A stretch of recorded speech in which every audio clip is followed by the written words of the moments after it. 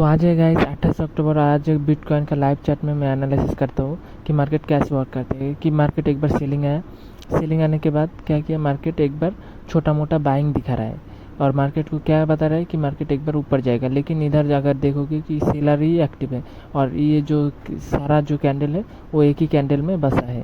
तो इसका मतलब क्या है कि सेलिंग ही है। अगर इस जोन को जो मैंने अगर इस जोन को अगर ब्रेक डाउन करता है ना तो शार्प सेलिंग आपको देखने को मिल सकता है, क्योंकि इधर है रिटेलर बायर। अगर ब्रेक डाउन करता है ना तो बहुत शार्प सेलिंग आपको देखने को मिल सकता है।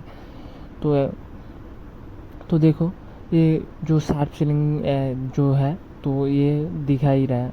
तो इसका जो पॉइंट है कि 1700 पॉइंट का शार्प सेलिंग आपको देखने को मिल सकता है, मिल गया है।